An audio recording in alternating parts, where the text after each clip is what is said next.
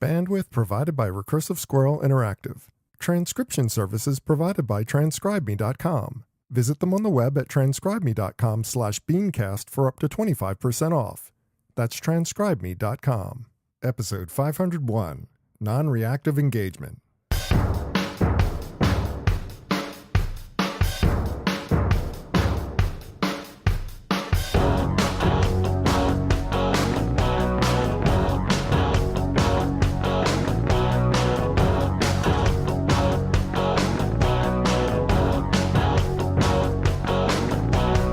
For Monday, June 25th, 2018, it's time for this week's edition of the BeanCast, a weekly discussion about the news and issues facing marketers today. I'm your host, Bob Norp.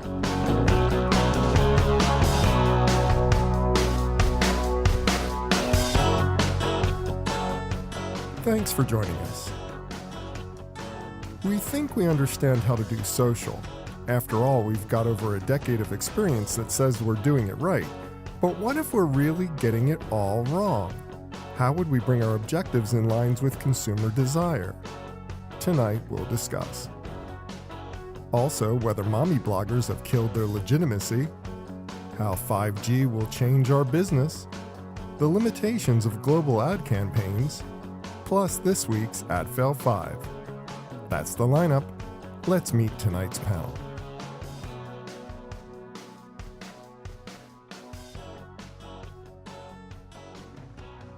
Thanks for joining us for this week's BeanCast. I'm Bob Norp, and with me on the panel for this evening, we start with the social and influencer communications lead for global markets at IBM, Ms. Brandi Boatner. Boy, that's a mouthful of a title there, Brandi.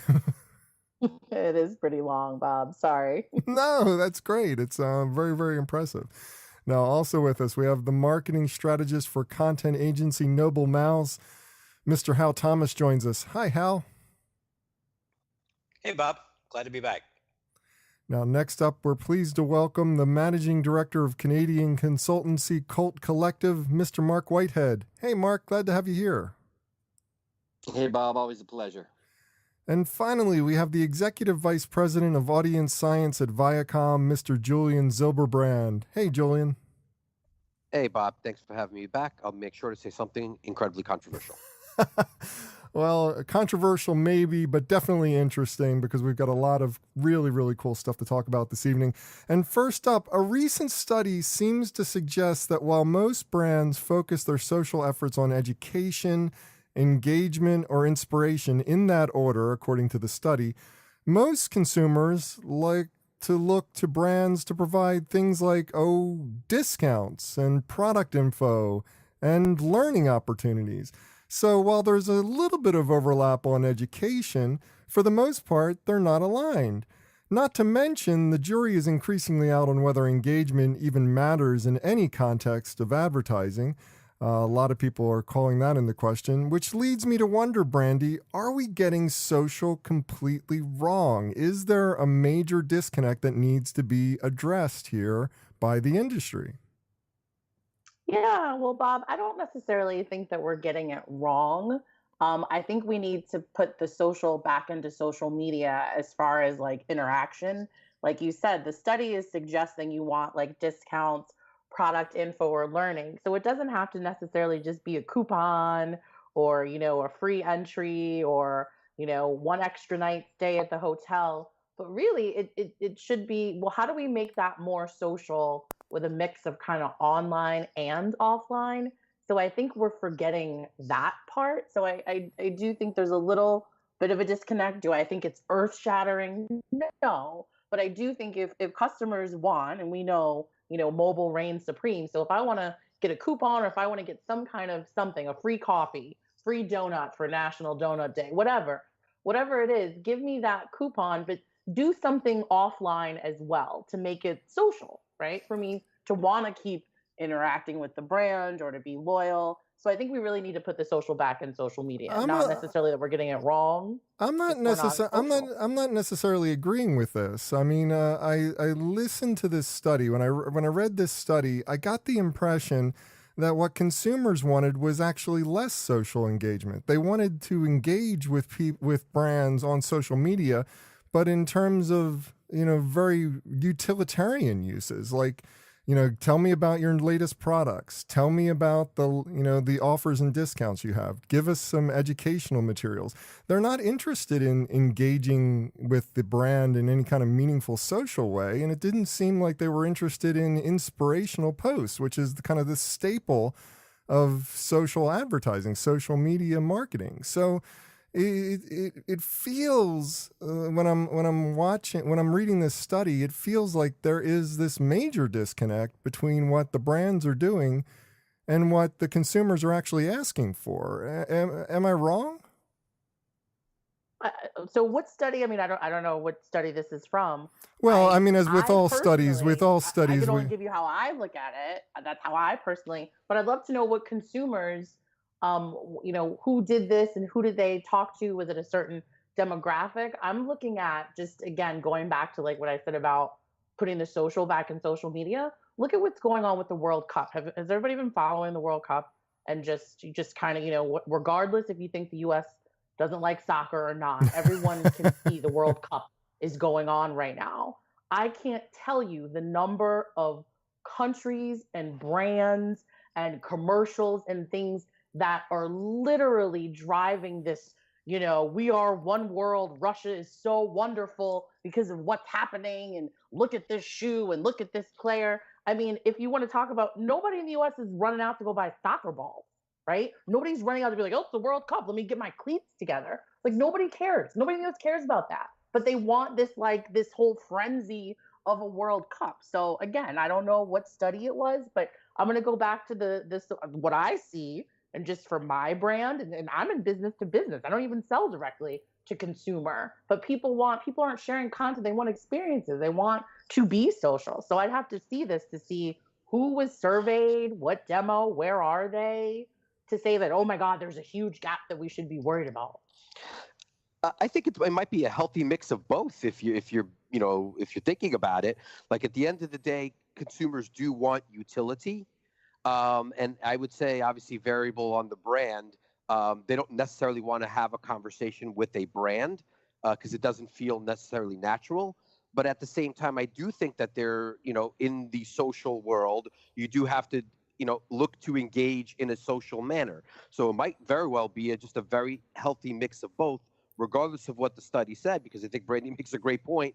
Who are the people in the study? Because I don't remember in the article hearing any reference to, exactly the depth and the demographics on who participated in the study. Oh, no doubt.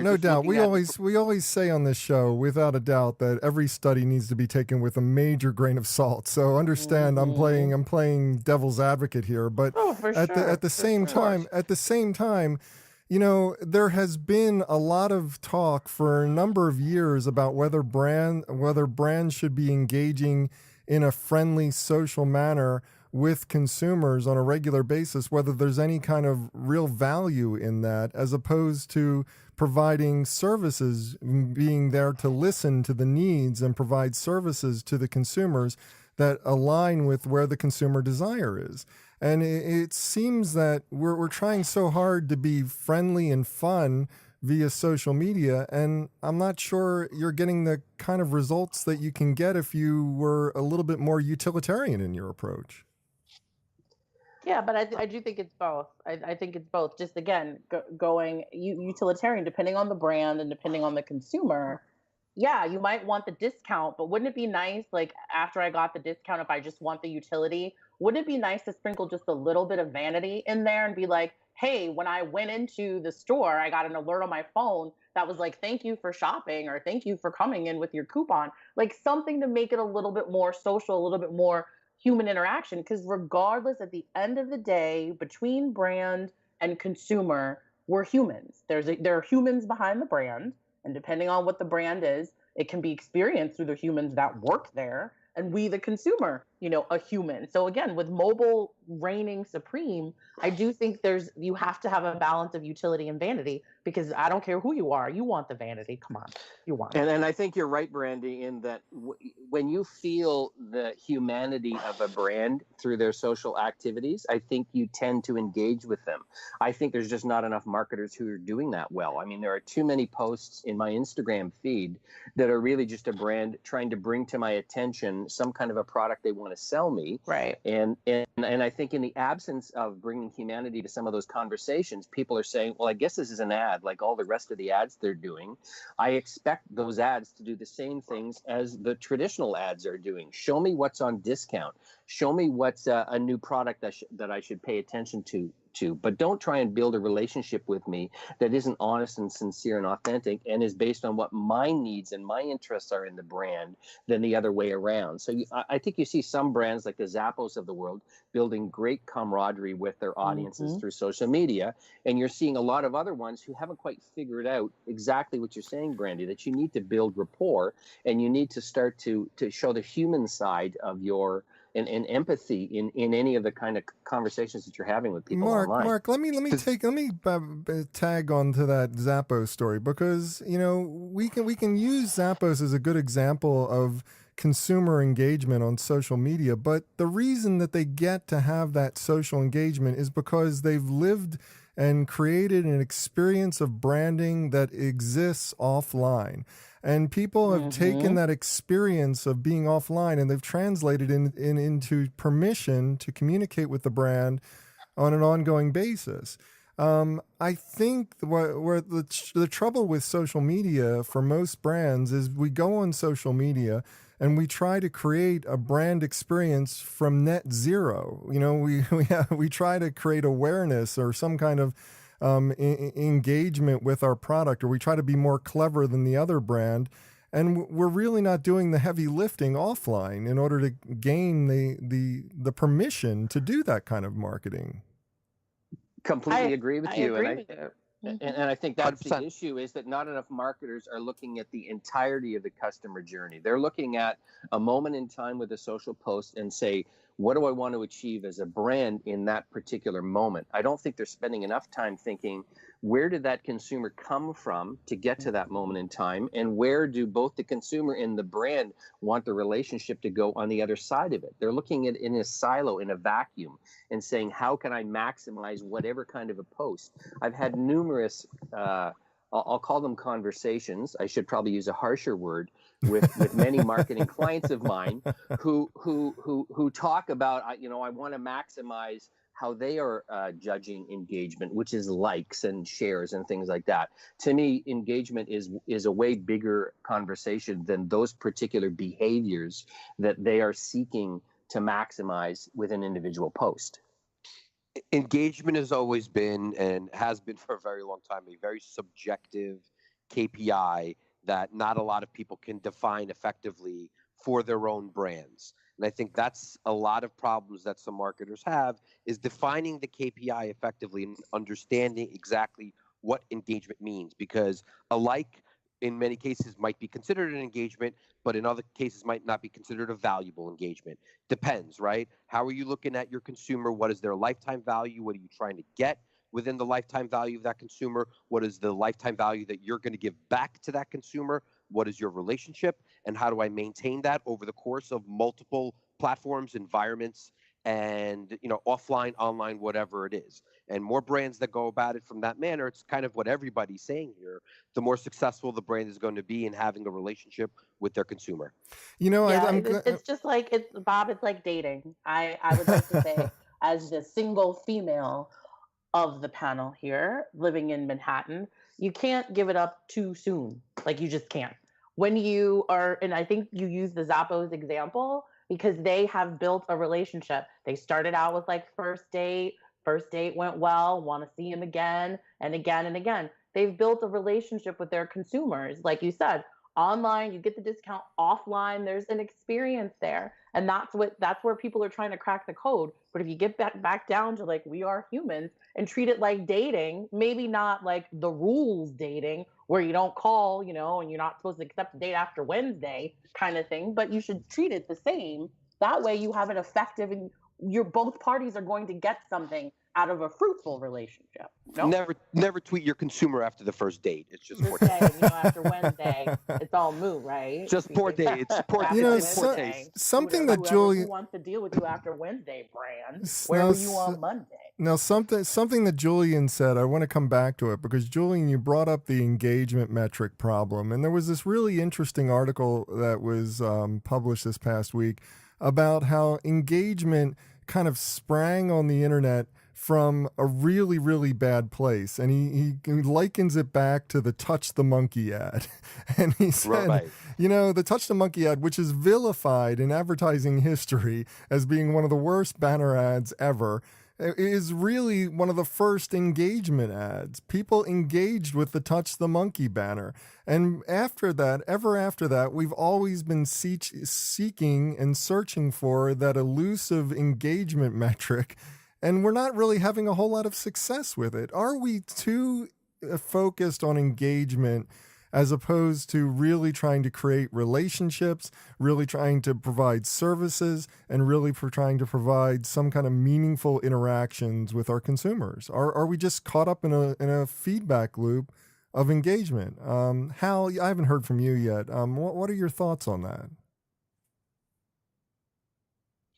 Maybe not. Julian? Well, again, I think it really generally starts off with understanding what does engagement mean for you and your brand. For us, obviously, engagement really ends up being, did you watch the content that we put out? And so we have a much clearer kind of objective for what engagement is. But engagement for a lot of other brands, whether that be CPG brands or consumer electronics or whatever it is, it could be a little bit more, fluffy in what is considered an engagement. And, marketers really have to spend a lot more time really defining what that engagement metric is for them, because there's a lot of variable little touch points which you can engage with the consumer, which have less meaning to you than others. And I think it's really important for you to be able to define exactly what engagement means for you and then aim for that. And then I can't say at that point that engagement isn't a valuable metric. For me, if somebody watches the piece of content that we've put out, whether that be from whatever brand we're putting out content from, then that's a very useful engagement for me. That's an opportunity for me and my brand to make sure that people watch the content that we are putting out, enjoy it, and then hopefully they watch more. That's a useful engagement metric, so I can't say that that's not valuable. On the other hand, if somebody presses like but didn't watch the video, then of course that's a wasted engagement. And at that point, that's not something that I would look to as a KPI that I would find value in. So I think defining it at an individual brand level is where we need to start. And at that point, I think engagement can be considered very valuable and absolutely has not jumped the shark.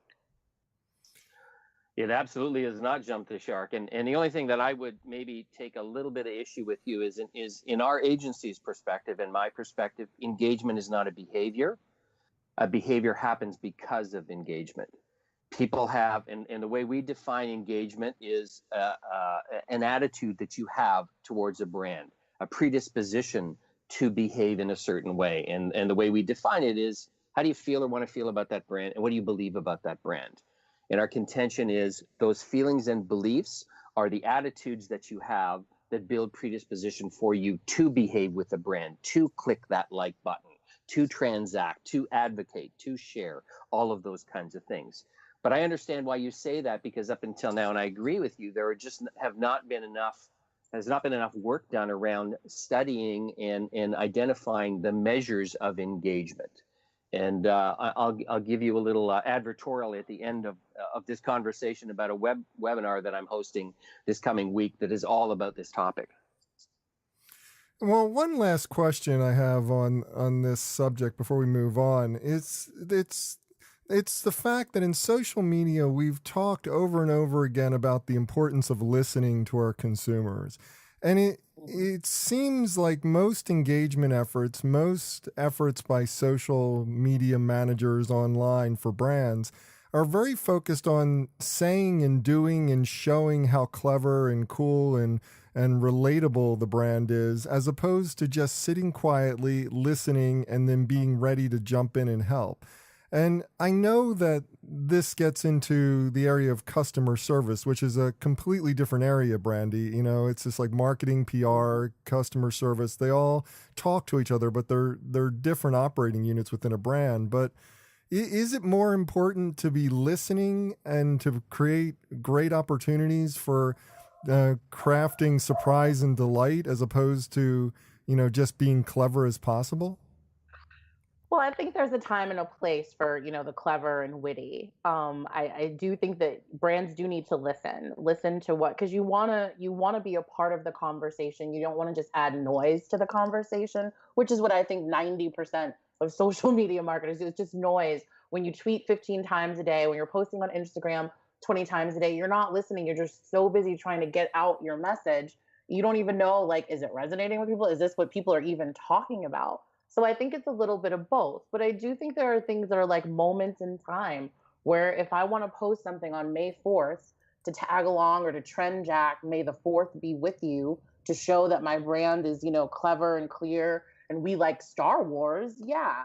But am I going to do that on May 5th for Cinco de Mayo? I got a Cinco de Mayo post. And then on May 6th and May 7th. I mean, it doesn't have to continue. You're going to go down this vortex. We're just going to keep, trying to be funny and trying to be clever.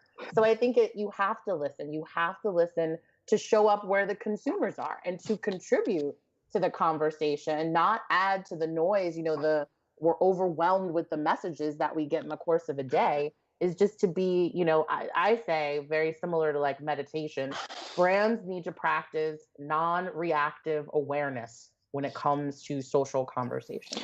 Right. If you tweet "May the 4th be with you," whether or not you get 1,000 likes on it really doesn't matter, because No. it doesn't say anything about how those people feel about your brand. It was a moment in time. Maybe their reaction has something to do with liking your brand, or maybe not. And maybe that's not where you look for what the engagement is. And I think it's fair. You said before, about behavior and things of that nature. And yes, behavior is a direct impact of an engagement. But again, you're talking about understanding when to have a conversation with the consumer and when to have a utility for a consumer, and managing that specifically at the platform level, and managing that specifically in a manner that allows you to have a relationship. And those things are not necessarily mutually exclusive. It's just like making that decision when you have some folks over for dinner, when you stop the social or political conversation and offer somebody a coffee.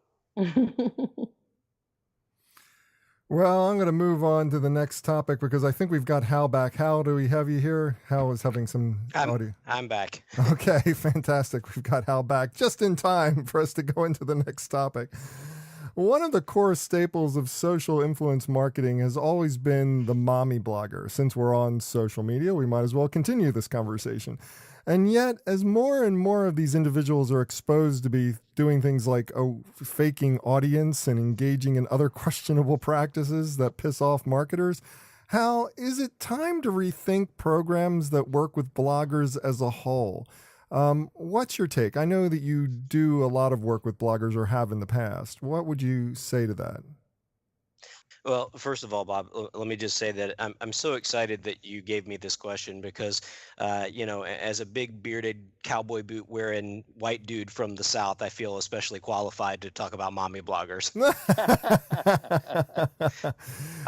Honestly, I feel like I might need a phone a lady friend on this one. The last thing I want to do is be mansplaining. We've got no mothers on the panel for all that I know. I'm not sure, Brandi. Nope, no kids here. No. So you're all on your own. I've never been a mommy, but I did attend a blogger conference once. So I would just say that I have a great mommy. She's not a blogger, but she's awesome. I know a mommy. All right. Well, I guess we'll talk about the fraud part in a minute, but I think I've been thinking about this a lot. It's interesting this topic came up on the show tonight because I've been thinking in the last couple of months a lot about influencer marketing and the way we deal with the influencers and bloggers and things like that. And I can't help but wonder if somewhere along the way we've we've maybe confused the ability to actually influence people. So we've confused a true influencer with an entertainer. That's not to say that entertainment can't be informative in some way or another. But I mean, if you think about it, a lot of folks that gain audiences, especially nowadays, whether it's through YouTube or Instagram or Snapchat or stuff like that, they are very good at entertaining people, right? And so that's why some of them get very big legitimate followings. But the ability to entertain doesn't always translate to the ability to be able to influence, to literally change behavior. And so I wonder if maybe we've been expecting a little too much in that regard. A little too much in just legitimacy. I mean, it's just like, or as opposed to just expecting them to be nothing more than entertainers and not really getting the value that we hoped out of them. Well, I'm not exactly Well, following. yeah.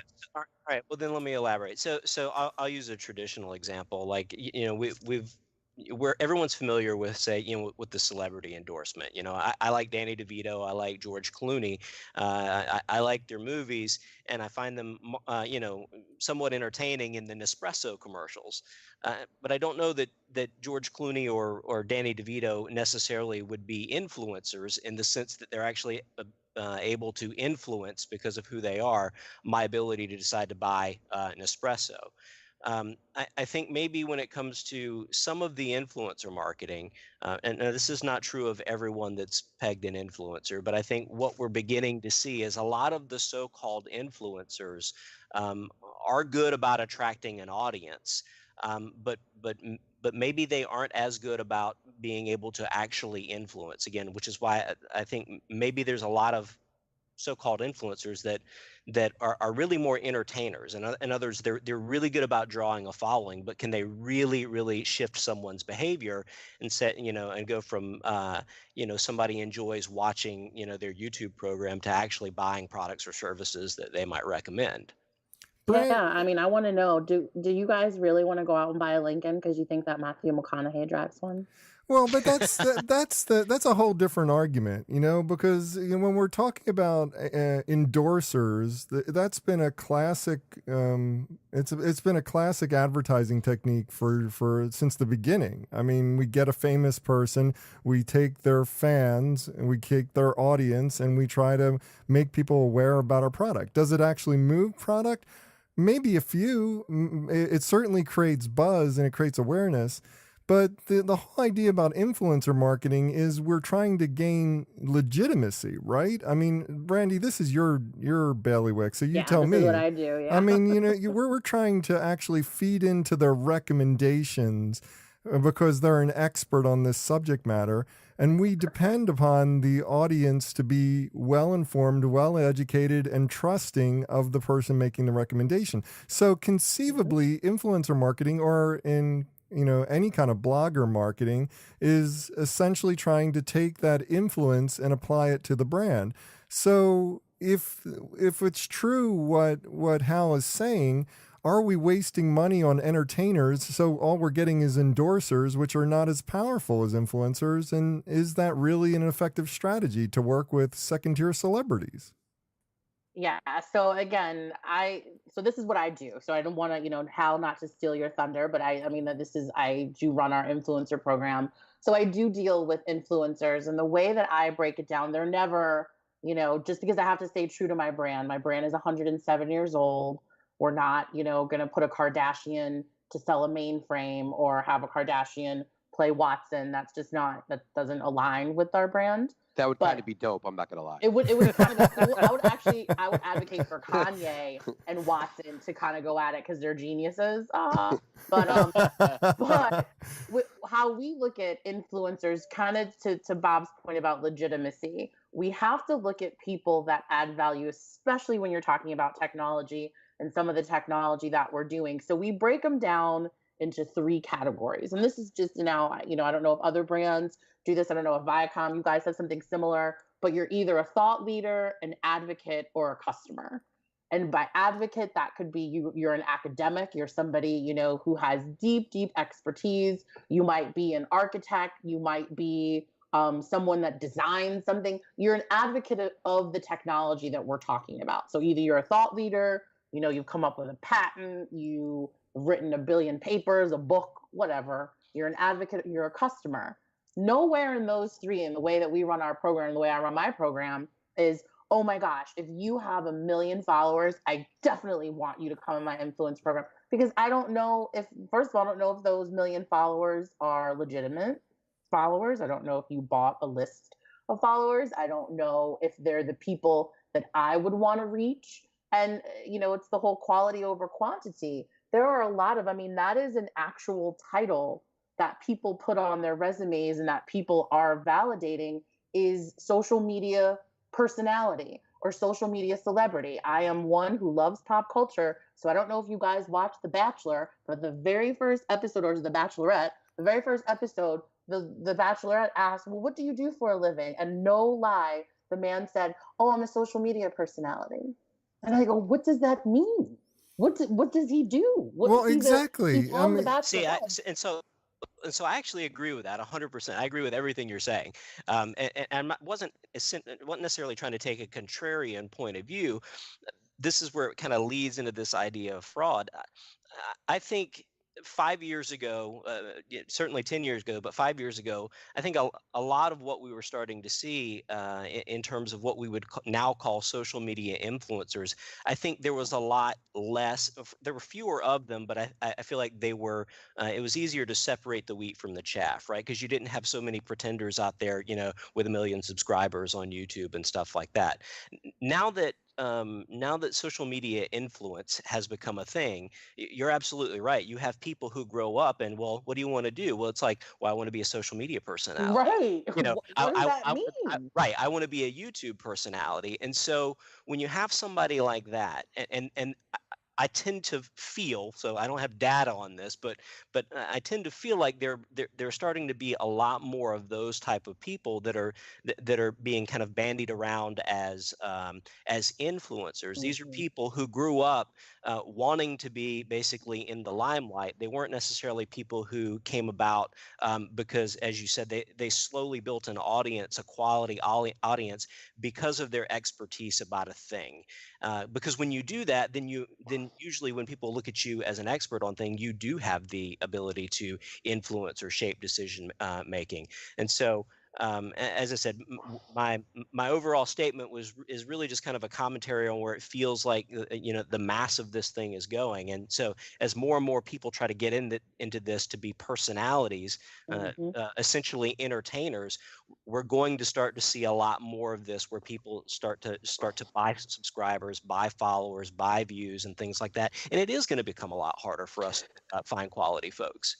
I think what Brandi said is really, you both make fantastic points, but I think what Brandi said is really interesting, which is, again, breaking it down to, one, defining what is an influencer specifically.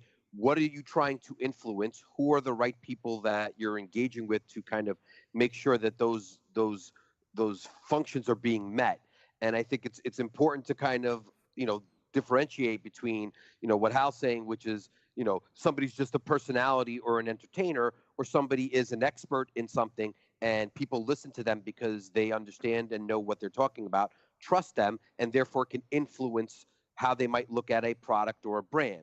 So I think that the first misstep that a lot of marketers make is to simply say, hey, this individual has a bunch of eyeballs, and so that is an influencer. And that's not always the case. It might be the case sometimes, but most of the time it's not. And delineating that and understanding that is where I think a lot of people are making mistakes when we're talking about, forget about just the fraudulent part of it, because obviously that's in and of itself a concern in terms of, the quality of an audience and how much work you've done to validate the person that you're engaging with and ensuring that they have, a quality audience.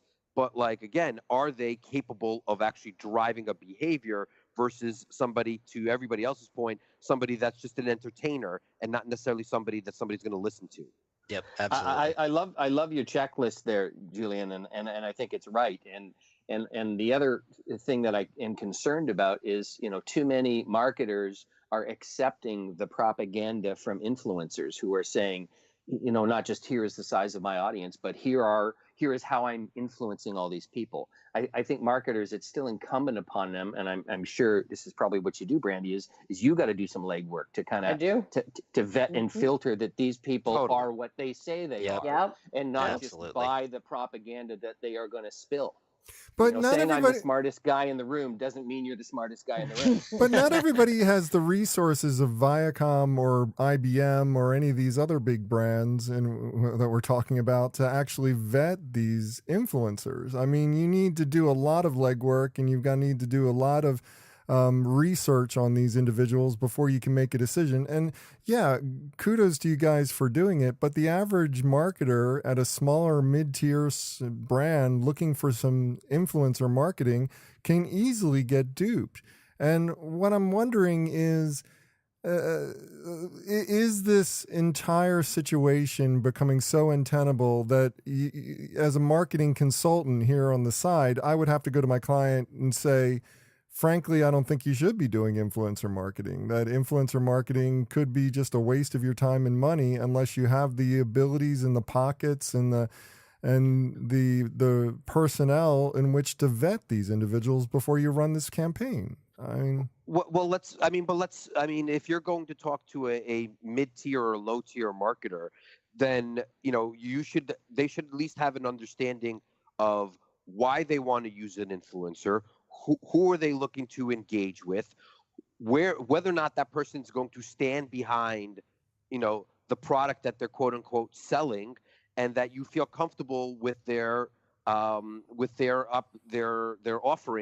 that they're giving you. And I think all of that is, I don't care how small or big you are, if you're not prepared to do at least a little bit of legwork, then that's on you. Absolutely. Yeah, and I would say I don't automate my influencer program that I run, and I run it in 25 countries. That's manually. That is not. I do not have an outside firm, and Watson is not. I don't just plug it in and be like, "Hey, Watson, what's background check on this guy? Like, is he legit?" Like, I don't do that. Like, this is a manual, kind of to the point just made. I have to do the legwork to know, like, does this person align with the brand? It is. It's exhausting. But I do think that if I get the right person, there is value in it. But again, if you're small or if you're big, you have to do your homework. And thanks to the algorithms at Google, you can just about socially stalk just about anybody, so you can see if the person is a legitimate person or not. Yeah, I mean, you want to look for. I would imagine you look for things like, well, where else are they quoted? Are they actually being quoted or featured anywhere else that suggests that they are actually being of influence? How long have they been around? Just real basic stuff sometimes can very quickly begin to help you figure out pretenders, regardless of whether they've got 100,000 fans or whatever. Well, I think again, the marketers need to recognize that you are in essence handing the brand equity keys over to somebody, and you need to protect or manage the risk of that. And those who don't, who take the propaganda, are going to get what they deserve, quite frankly. Absolutely. If you're not going to put the legwork in, even a small amount, then you get what you deserve. And the bottom line is that doesn't matter the size of your company. It matters, ultimately, are you willing to put the work in? Do you want, as the point was made, you're handing over the keys to your brand to somebody else. You better for sure know that person is capable of doing the job that you want to do it, or there's nobody to blame but yourself. Well put. Well, we got to move on. And next topic, with the completion of the AT&T acquisition of Time Warner comes some analysis on what value this creates. And a lot of people have been speculating on what's going to be the first effort on part of AT&T in terms of their Time Warner acquisition, all the assets that they have, how they're going to play it. And a sleeping opportunity that hasn't gotten the attention of many that many feel it deserves is the combination of content with the coming 5G rollout on mobile networks, specifically the 5G network of AT&T. So, Julian, have we underestimated the importance of 5G? I mean, how will this impact media and advertising, having this supposedly super fast network via a mobile device? I mean, I don't know about we. I know I have not specifically, but I don't know if the marketplace has paid enough attention to it, if that's kind of what we mean by we. 100%. 5G is very much a game changer in terms of what everybody will have the capabilities to do and what it's going to lead to. And, to some degree, we haven't scratched the surface of what capabilities can be unlocked when we speed up our opportunities to kind of have the internet work in a manner that allows for pages to load with no latency at lightning fast speeds, and what that's going to lead to in terms of the opportunity to have consumers not only engage with advertising and brands and content and video and everything else, but the way that brands themselves will be able to leverage a number of variable things. And as the article kind of said, the Internet of Things, virtual reality, augmented reality, and all these other factors. 5G enables all of that. And the race to 5G between AT&T, Verizon, a combined T-Mobile Sprint, at some point involving Google and Facebook and Amazon and everybody else, is really going to be the key to where and how consumers are going to be, accessible and able to kind of have access to just an unimaginable amount of content and variable opportunities that 5G is going to enable. So to the degree that the marketplace and hasn't been, spoken to enough about what 5G will mean, and the brands such as AT&T and Verizon really will spend a boatload of money marketing the function that 5G is going to allow for consumers to have access to. Julian, I'm interested about. Sorry, I was just going to ask Julian a quick question because he's done more work on this than probably any of the rest of us. So it sort of has seemed to me like 3G and 4G were just about being able to do some things that people already were doing better. 5G almost feels like it's, like you said, a game changer. It's going to spur experimentation and kind of new technologies that that 5G is going to spark rather than the other way around. Would that be true? I think that's very, very true. We all read the article, right? There was a mention of virtual reality and the ways to use virtual reality. Well, it's funny because I was having a conversation with my mother, who's certainly not tech savvy, earlier this afternoon, and trying to explain to her a scenario where you will be able to virtually, she was talking and lamenting about the travel agency industry and how being a travel agent is now kind of impossible.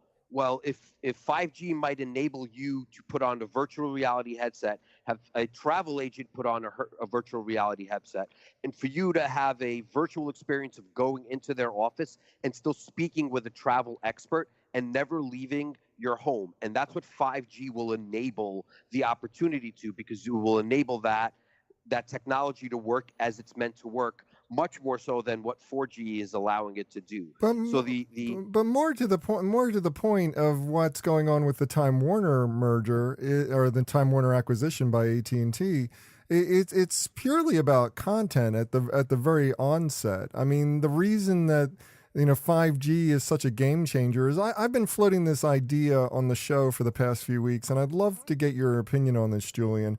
There's this kind of softening on over the top while cable solutions are starting to rise up. And I'm really a big believer that that's the ultimate play by AT&T, that, with their AT&T Direct TV application, they're meeting a consumer desire, which is not that I want to pay everything a la carte, but that I want all my content with me wherever I go.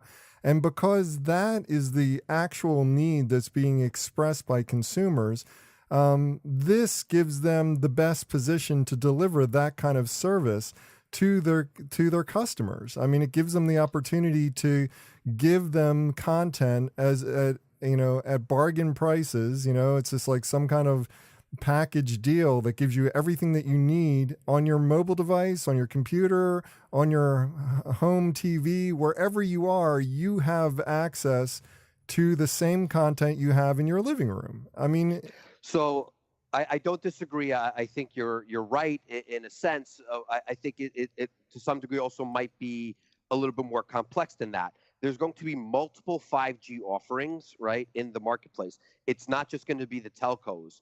There will be other companies that 5G will allow to get into delivery of internet gain. And because of that, content is a clear differentiator of why you might get access via me versus somebody else. And I think that's part of the play as well.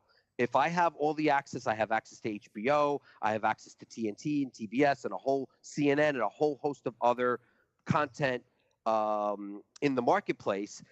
By the way, getting 5G service from me will give you access to that, maybe for free or for a discount or whatever it is. But the bottom line is that as much as everything you said is very, very true, have your content everywhere you go, on every device you can go. And by the way, now you can have with 5G, more devices in your home hooked up, a more Internet of Things experience and everything else. But I think the content play and the purchase, and again, I want to be somewhat careful of how I say this.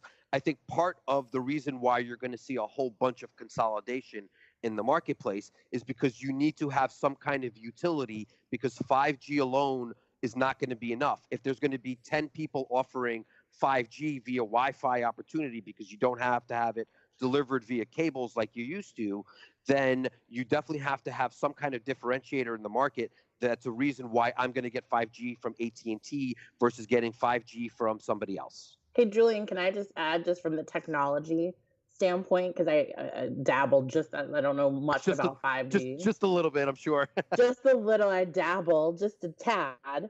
But the whole premise with 5G from a logistics, we're talking about content, cell towers are supposed to go away. And now with 5G, you're going to have these really, really small transmitters, and then everything's going to go to the cloud. Right. Everything's going to be cloud-based. With laser precision.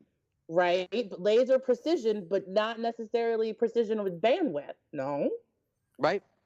So that opens up, okay, you have all these millions of devices and everybody's connected and we're doing all this stuff and everything's in the cloud and no one knows what that is. And okay, so we already have software-defined networks already, but with 5G, we're going to have those, but aren't you going to have a little bit of a bandwidth problem? This sounds exactly like the plot for Battlestar Galactica, quite frankly.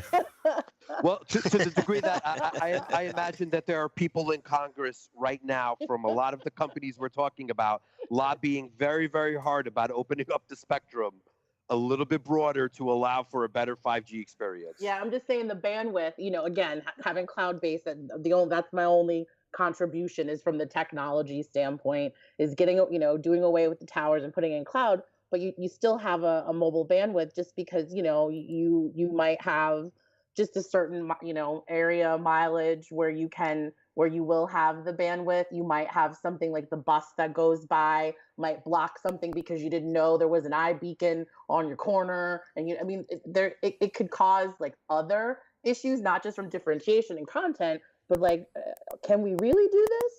Can we really do this? I mean, you know better than everybody working where you work, but I would imagine that there's some thought about what we can do both from on the ground and then from an in-space opportunity about how that works itself out. Well, we got to move on to our last topic of the evening. Running out of time here. So finally, a Cannes panel last week tackled whether global campaigns ignore the importance and impact of localized efforts. Marc, I found this article fascinating. Is the effort by brands to have a single global campaign actually working against the total opportunity available?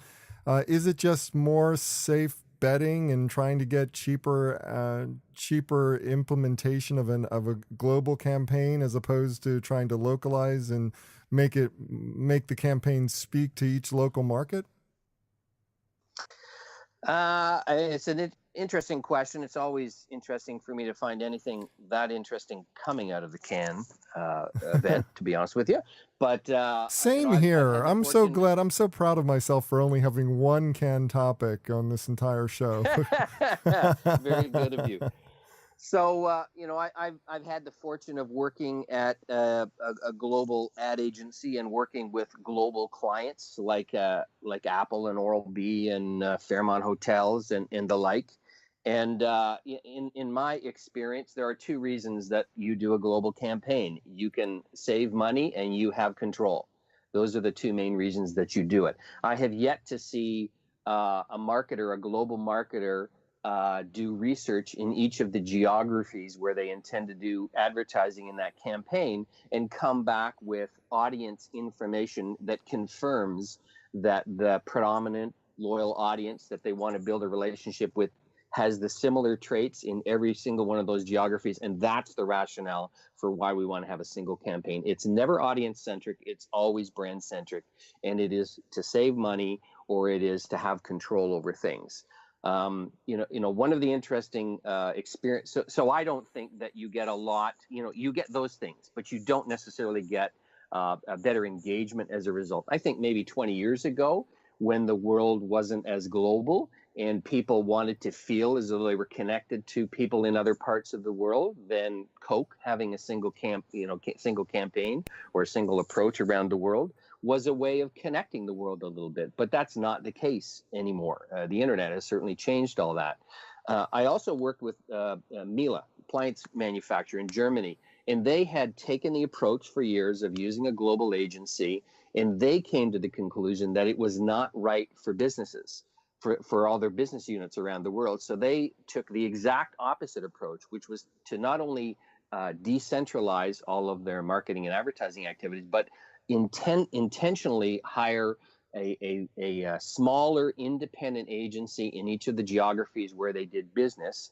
And it was in part because if you don't do that, you are taking the legs out of whoever is responsible for marketing and business in a geography to deliver against the results. If their hands are tied to the fact that they have to support whatever global campaign is going on.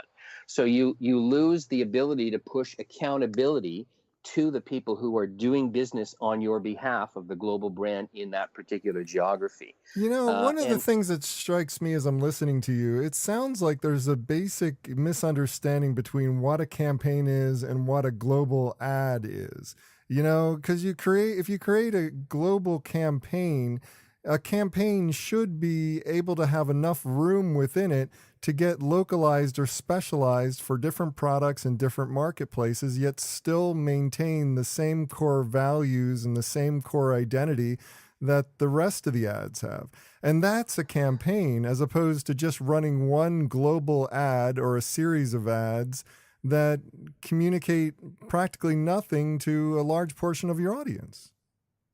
I agree with you, but that campaign, so you separate the two and you look at a campaign, it's based on an idea that is typically expressed in a set of words. I know there was, part of this conversation was the idea of how Levi's did it successfully by building a campaign that was wordless and was imagery driven. And as long as those images evoke the same kind of words that resonate in each one of those geographies, I think that's fine.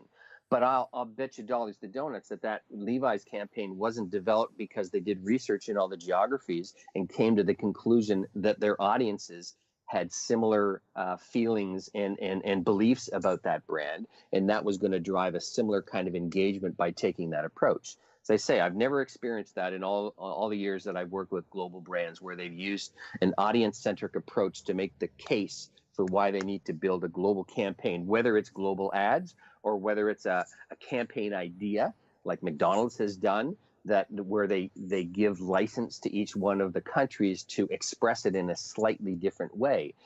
To me, the idea itself needs to resonate at the grassroots level. And if you can't execute that idea in your own way, in your own language, to right down to a community level, then you are losing the opportunity to be able to build better engagement with your audiences locally.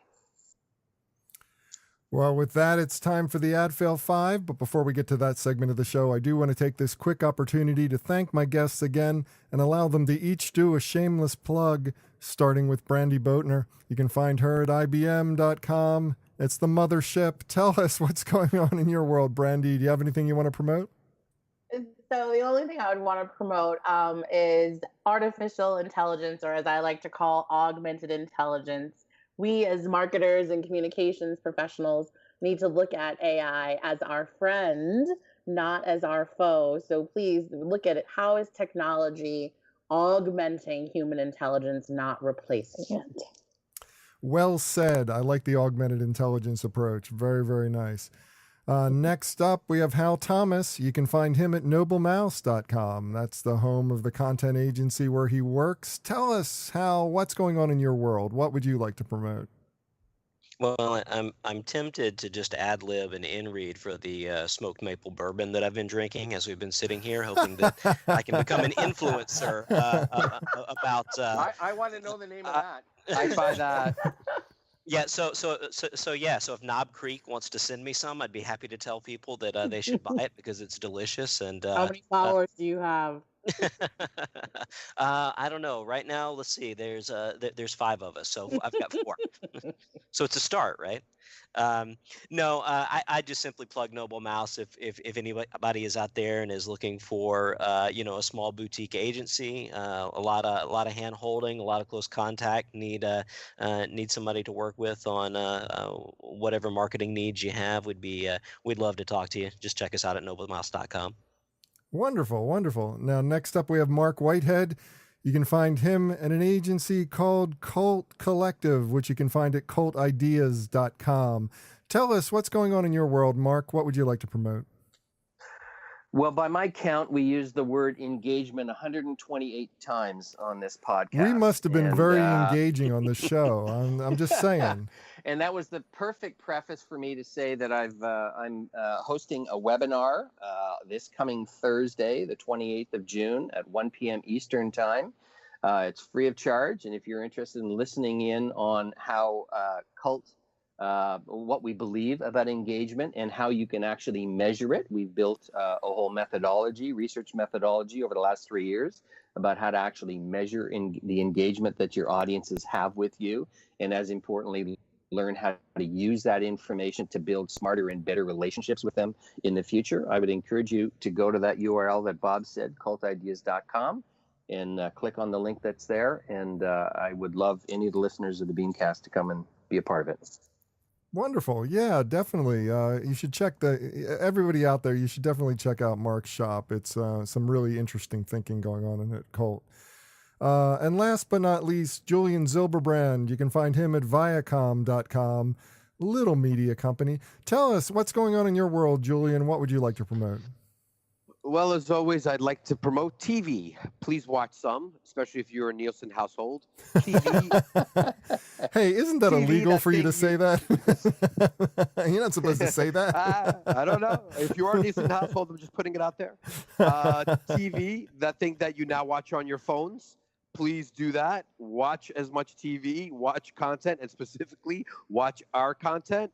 MTV, VH1, Logo, Paramount Network, TV Land, CMT, Comedy, Central, Nickelodeon, everything that we put out. We're putting out tons of great shows and great content. The next Mission Impossible movie coming out next month, which should be and looks pretty amazing. I highly recommend everybody go see it so that at the end of the day, I can feed my family. And we all do want you to. Influencer Yellowstone's on the propaganda at its Paramount Network, finest. right? Yellowstone's on the Paramount Network. Absolutely. Yeah, check that out. That's a pretty good show. I'm kind of. It is really, really good. Really, Julian, really good. I'll be watching the BET Awards tonight. So Yes. Gotcha. It was BET Experience Weekend this weekend. Yep. It was amazing. It was amazing. I would have to agree. Wasn't there. Followed on Instagram with all my friends. It's great. Awesome. Well, Yes. for more information about me or the show, because this is my show, not Julian's, so visit the Slow down. I might take it over little by little. Visit thebeancast.com. There you can find a complete show archive. You can find out how to consult with me, and you can even find out how to advertise on the program. So check it all out at thebeancast.com. And don't forget, transcribeme.com/beancast is your source for transcription services, and they are our official partner.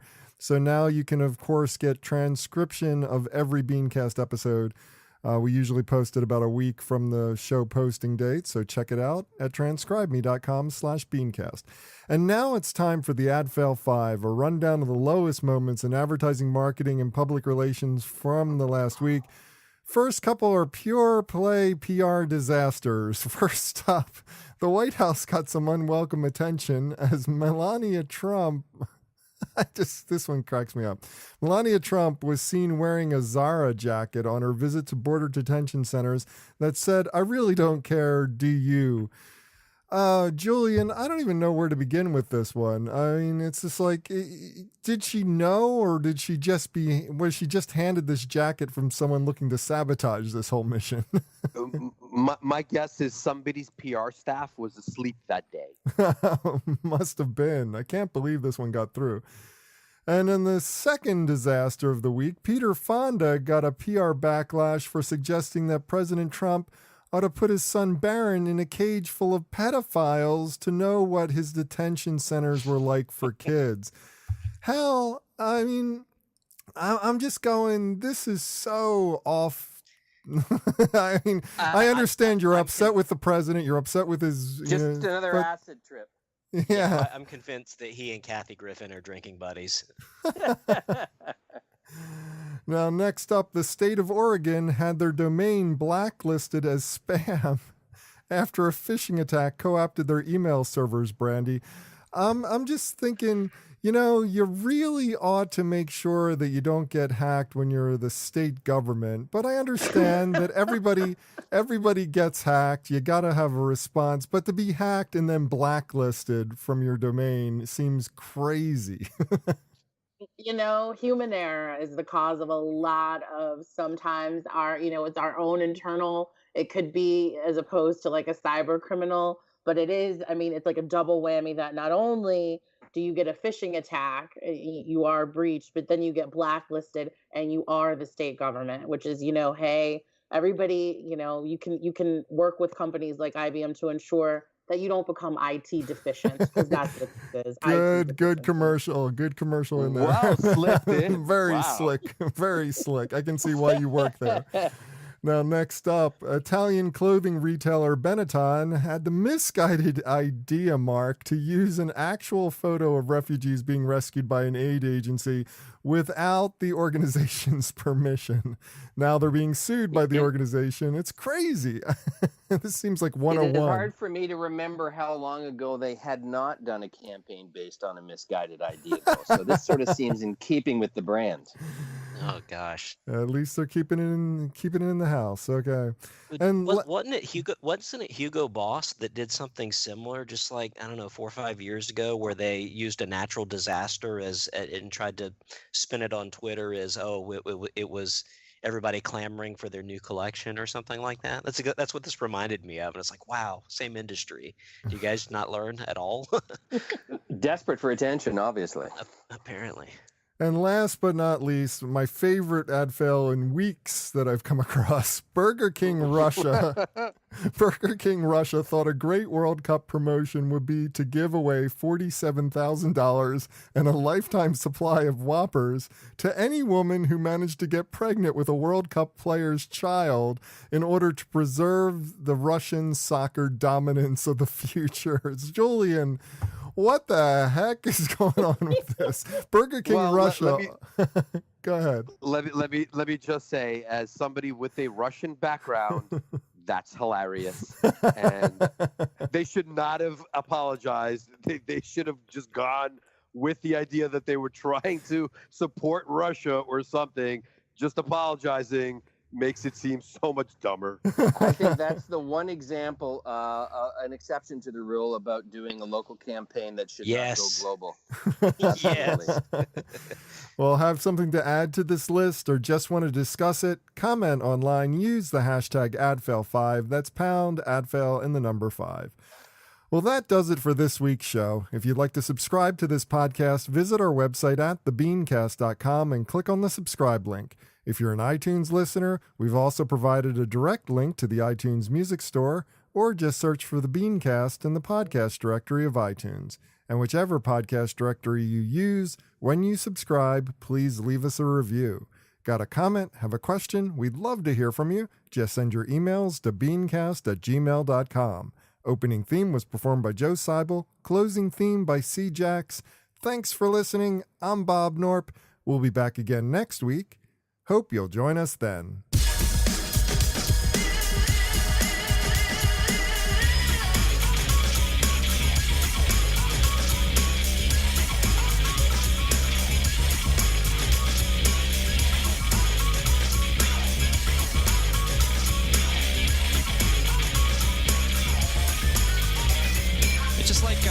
It's like, you know what I mean? It's like if it's, you know what I mean? I don't know, man. It's just like, okay, it's like, you know what I mean? Like, it's like totally like that.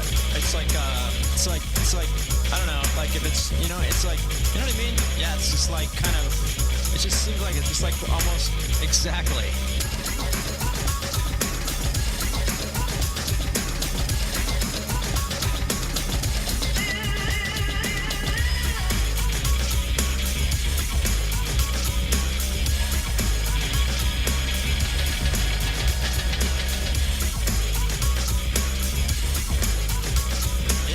It's like exactly. Yeah.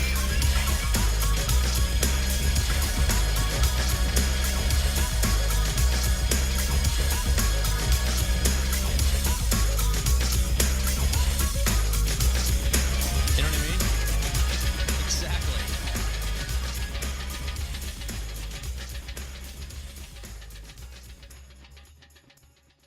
Cool beans.